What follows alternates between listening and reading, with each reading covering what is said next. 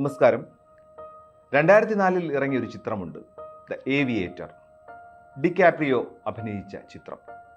Howard ഹ്യൂഗ്സിൻ്റെ ജീവിതകഥ ആധാരമാക്കിയുള്ള ഒരു ചിത്രമാണ് ഏവിയേറ്റർ.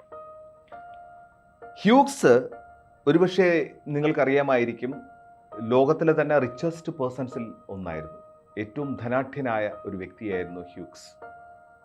ലോകത്തിലെ ധനാഢ്യരായ വ്യക്തികളിൽ 44ാമത്തെ സ്ഥാനം നേടിയ ഹ്യൂഗ്സ് അദ്ദേഹത്തിൻ്റെ ജീവിതം കൊണ്ട് ഒരുപാടധികം പാഠങ്ങൾ നമ്മളെ പഠിപ്പിച്ചിട്ടുണ്ട്. ഒരുപക്ഷെ അദ്ദേഹത്തിൻ്റെ ഒരു ജീവിതത്തിൽ നിരവധി ഇൻസിഡൻസ് തന്നെ ഉണ്ടായിട്ടുണ്ട്. അദ്ദേഹം പണമുണ്ടാക്കിയത്, സിനിമകൾ ചെയ്തത്, ജീവിതത്തിലെ രസകരമായ പല മൊമെൻറ്റ്സിലൂടെ കടന്നുപോയത്. ഒരുപക്ഷെ ഒരു ദിവസം അദ്ദേഹം ഒരു പെൻറ്റാ ഹൗസിലിരിക്കുകയായിരുന്നു. ഒരു വളരെ മനോഹരമായ ഒരു കാടിനകത്തുള്ള ഒരു പെൻറ്റാ ഹൗസിൽ അദ്ദേഹം താമസം ആരംഭിച്ചു. ഒരു ദിവസം അദ്ദേഹം താമസിച്ചു. അതിൻ്റെ മനോഹാരിത നുകർന്നുകൊണ്ട് അദ്ദേഹം വീണ്ടും 2ാമത്തെ ദിവസത്തേക്ക് അത് എക്സ്റ്റെൻഡ് ചെയ്തു. 3ാമത്തെ ദിവസം അങ്ങനെ കടന്നുപോയി. 10 ദിവസം എത്തിയപ്പോൾ പെൻറ്റാ ഹൗസിൻ്റെ മാനേജർ വിചാരിച്ചു, ഒരാളിങ്ങനെ ഒരുപാട് ദിവസമായിട്ട് അവിടെ താമസിക്കുകയാണല്ലോ, അദ്ദേഹത്തിനെ 10 ദിവസത്തിൽ കൂടുതൽ അവിടെ താമസിപ്പിക്കാൻ പറ്റില്ല, അദ്ദേഹത്തിനെ ഇറക്കി വിടാം എന്ന് തീരുമാനിച്ചു. അങ്ങനെ മാനേജർ ഹ്യൂഗ്സിനടുത്തെത്തി അദ്ദേഹത്തിനോട് ഇറങ്ങിപ്പോകണമെന്ന് ആവശ്യപ്പെട്ടു. ഹ്യൂഗ്സിന് അത് ഇഷ്ടമായില്ല. അദ്ദേഹം ചെയ്തത് എന്താണെന്ന് വെച്ചാൽ ആ പെൻറ്റാ ഹൗസ് അദ്ദേഹം വാങ്ങിക്കുകയാണ് ചെയ്തത്. അദ്ദേഹം ഒരുപാട് സിനിമകൾ കാണുമായിരുന്നു. അന്ന് വിരളിൽ എണ്ണാവുന്ന ടെലിവിഷൻ ചാനലുകളാണുള്ളത്. ആ ടെലിവിഷൻ ചാനലിലാട്ടെ അത്രയധികം സിനിമകൾ സംപ്രേഷണം ചെയ്യുന്നുണ്ടായിരുന്നില്ല. അപ്പോൾ സിനിമകൾ കാണാൻ അദ്ദേഹം ചെയ്തൊരു മാർഗം ഒരു ടെലിവിഷൻ ചാനൽ വാങ്ങിക്കുകയായിരുന്നു. അതിലൂടെ ഒരുപാട് സിനിമകൾ അദ്ദേഹം സംപ്രേഷണം ചെയ്യുകയും വീട്ടിലിരുന്ന് കാണുകയും ചെയ്തു. അത്തരത്തിൽ വളരെ വ്യത്യസ്തമായ ജീവിതം നയിച്ചിരുന്ന ഒരാളാണ്.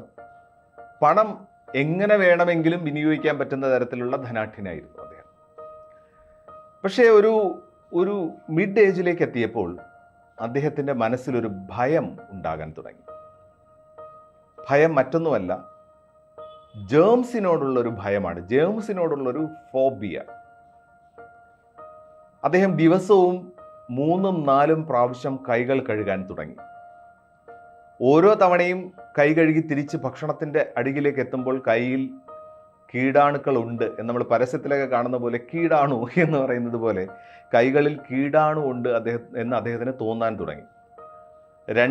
ഒരു ദിവസം 2-3 തവണ കൈ കഴുകിക്കൊണ്ടിരുന്ന ആള് 10-15 തവണ കൈ കഴുകാൻ തുടങ്ങി.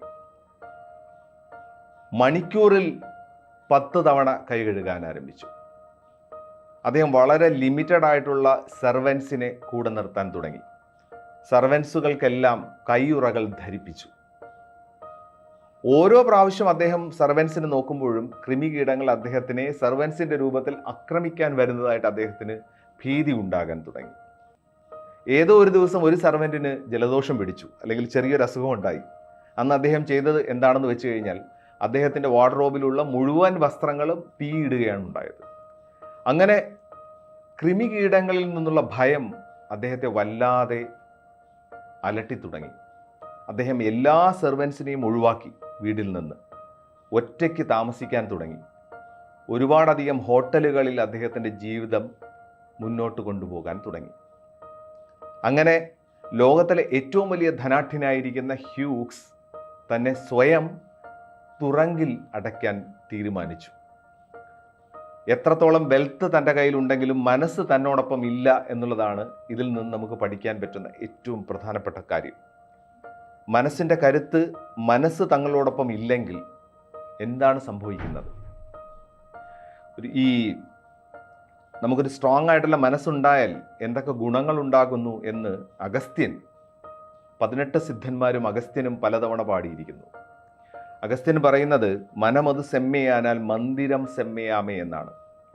അദ്ദേഹം വളരെ ബ്യൂട്ടിഫുൾ ആയിട്ടുള്ള ഒരു പാടലിലൂടെ പറയുന്നു, മനമത് സെമ്മയാനാൽ മന്ദിരം ജപിക്ക വേണ്ട, മനമത് സെമ്മയാനാൽ വാസിയെ ഉയർത്ത വേണ്ട, മനമത് സെമ്മയാനാൽ വായുവെ നിർത്ത വേണ്ട, മനമത് സെമ്മയാനാൽ മന്ദിരം സെമ്മയാമേ എന്ന് വെച്ചാൽ, നമുക്ക് നല്ലൊരു സ്ട്രോങ് ആയിട്ടുള്ളൊരു മനസ്സുണ്ടെങ്കിൽ മന്ത്രജപത്തിൻ്റെയോ ധ്യാനത്തിൻ്റെയോ പ്രാണായാമ പ്രക്രിയകളുടെയോ ആവശ്യമില്ല. നിങ്ങൾ നല്ലൊരു മനസ്സിൻ്റെ ഉടമയാണെങ്കിൽ നല്ലൊരു ശരീരം നിങ്ങൾക്ക് ഉണ്ടായിരിക്കും എന്നുള്ളതാണ്. തൈത്തിരീയ ഉപനിഷത്തിൽ ഭൃഗുവല്ലി എന്ന് പറയുന്നൊരു ചാപ്റ്റർ ഉണ്ട്. ഭൃഗു മഹർഷിയും അദ്ദേഹത്തിൻ്റെ അച്ഛൻ വരുണ മഹർഷിയും തമ്മിലുള്ള ഒരു കോൺവെർസേഷനാണ്. അതും കൺക്ലൂഡ് ചെയ്യുന്നത് ഇതാണ്: നല്ലൊരു മനസ്സുണ്ടെങ്കിൽ നിങ്ങൾക്ക് എന്തെല്ലാം കിട്ടും.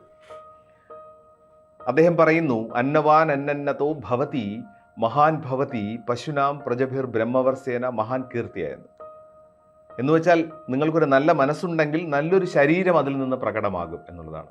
നമ്മുടെ എല്ലാം ധാരണ നമ്മുടെ ശരീരം സ്ട്രോങ് ആണെങ്കിൽ നല്ലൊരു മനസ്സ് ശരീരത്തിൽ നിന്നുണ്ടാകും എന്നുള്ളതാണ്. എന്നാൽ അത് തെറ്റായൊരു ധാരണയാണ്.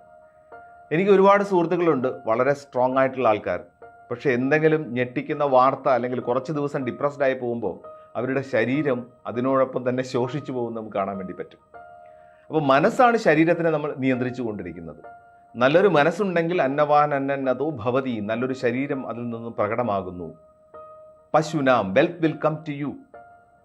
പ്രജഭിർ, like minded people will come to you. ബ്രഹ്മവർസേന മഹാൻ കീർത്തിയ, you will become a glorified one എന്നാണ് അതിൻ്റെ അർത്ഥം. അപ്പോൾ ഒരു നല്ല മനസ്സുണ്ടാക്കിയെടുക്കണമെങ്കിൽ എന്തൊക്കെയാണ് ചെയ്യേണ്ടത് എന്ന് ചോദിച്ചാൽ, ശരീരത്തിന് എങ്ങനെ ഒരു അധ്വാനം കൊടുക്കുന്നു, ശരീരത്തിനെ സ്ട്രോങ് ആക്കാനായിട്ട് നമ്മൾ എത്രത്തോളം നല്ല രീതിയിൽ പരിശ്രമിക്കുന്നു, അതുപോലെ മനസ്സിനെയും സ്ട്രോങ് ആക്കിയെടുക്കാൻ ഒരു പരിശ്രമം ആവശ്യമുണ്ട്. ആധ്യാത്മികതയുടെ പാതയിൽ അത് ധ്യാനത്തിലൂടെയോ പ്രാണായാമ പ്രക്രിയകളിലൂടെയോ സാധ്യമാണ് എന്ന് തെളിയിക്കപ്പെട്ടിട്ടുണ്ട്. പലപ്പോഴും ഹ്യൂക്സിൻ്റെ കഥ പറയുമ്പോൾ നമുക്ക് മനസ്സിൽ വരുന്ന ഒരു പ്രധാനപ്പെട്ട കാര്യം, പലപ്പോഴും നമ്മളെ പല കാര്യങ്ങളിലും പിന്നിലേക്ക് നയിക്കുന്നത് ഭയം എന്ന് പറയുന്ന ഒരു പ്രധാനപ്പെട്ട കാര്യമാണ്. സ്വാമി വിവേകാനന്ദൻ പറഞ്ഞിട്ടുണ്ട്, fear is the root cause of all miseries in the world എന്ന്. ലോകത്തിലെ എല്ലാ ദുഃഖത്തിൻ്റെയും റൂട്ട് കോസ് നമ്മൾ എടുത്ത് പരിശോധിക്കുകയാണെങ്കിൽ അത് ഭയമാണ് എന്ന് നമുക്ക് മനസ്സിലാക്കാൻ വേണ്ടി പറ്റും. ഭയരാഹിത്യം ഉണ്ടാകണമെങ്കിൽ അറിവ് ഉണ്ടാകണം, നോളജബിൾ ആയിരിക്കണം, അറിയാനായി പരിശ്രമിച്ചു കൊണ്ടിരിക്കണം. ഭയരാഹിത്യത്തിൽ നിന്ന് നല്ല ശക്തമായൊരു മനസ്സുണ്ടാകുന്നു. നല്ലൊരു മനസ്സിൽ നിന്ന് നല്ലൊരു ശരീരവും നല്ലൊരു ജീവിതവും ഉണ്ടാകുന്നു. അത് നിങ്ങളുടെ ചുറ്റുപാടുകൾക്ക് പ്രയോജനകരമാക്കുന്ന തരത്തിൽ നിങ്ങൾക്ക് പ്രവർത്തിക്കാൻ കഴിയുന്നു. അതിലൂടെ പ്രൊഫൗണ്ടായിട്ടുള്ള ഏറ്റവും മനോഹരമായിട്ടുള്ള ഒരു ജീവിതം നിങ്ങളിലേക്ക് എത്തിച്ചേരുന്നു. ഹ്യൂക്സിൻ്റെ കഥ പറയുന്നത്, എത്ര വലിയ സമ്പത്ത് നമ്മുടെ കൈകളിൽ ഉണ്ടെങ്കിലും അതിനോടൊപ്പം കിടപിടിക്കുന്നൊരു മനസ്സ് നമുക്കില്ലെങ്കിൽ ഈ സമ്പത്ത് കൊണ്ട് യാതൊരു പ്രയോജനവുമില്ല എന്നാണ് ഹ്യൂക്സിൻ്റെ കഥ പറയുന്നത്.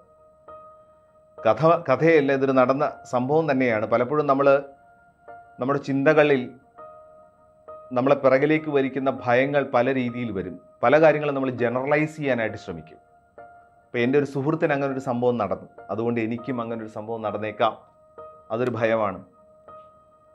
അല്ലെങ്കിൽ പലപ്പോഴും നമ്മൾ ചിന്തിക്കുന്ന വേറൊരു കാര്യം, നമ്മൾ മനസ്സുകൊണ്ട് ചില കാര്യങ്ങൾ അസ്യൂം ചെയ്യും. ഇൻഡ്യൂഷൻസ് നമുക്കുണ്ട്.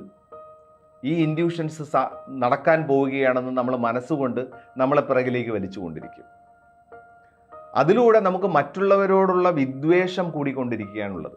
ഇപ്പോൾ നമ്മൾ സംസാരിക്കുന്നതിൻ്റെ കൂട്ടത്തിൽ ഗ്രഡ്ജൈറ്റിസ് എന്ന് പറയുന്ന ടോപ്പിക്കിനെ കുറിച്ച് നമ്മൾ കൂടുതൽ പിന്നീട് സംസാരിക്കും.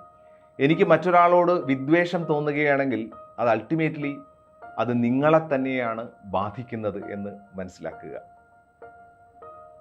അപ്പോൾ ധനം അല്ലെങ്കിൽ അഭിമാനം, ധനം എന്നൊക്കെ പറയും, നമ്മൾ സമ്പാദിക്കുന്ന കാര്യങ്ങൾക്ക് അപ്പുറത്തേക്ക് നിങ്ങളുടെ ഉള്ളിൻ്റെ ഉള്ളിനെ ശക്തമാക്കാനായിട്ടുള്ള പരിശ്രമങ്ങളും അതിനുള്ള അഭ്യാസങ്ങളും നിങ്ങൾ പരിശീലിക്കുക.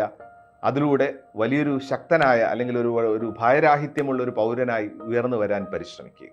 സമ്പൂർണ്ണ ജാതകം സാധാരണ ജാതകമല്ല, 75 പേജുകൾ അടങ്ങുന്ന സമ്പൂർണ്ണ ജാതകം 250 രൂപയ്ക്ക് നിങ്ങളുടെ കൈകളിലേക്ക്.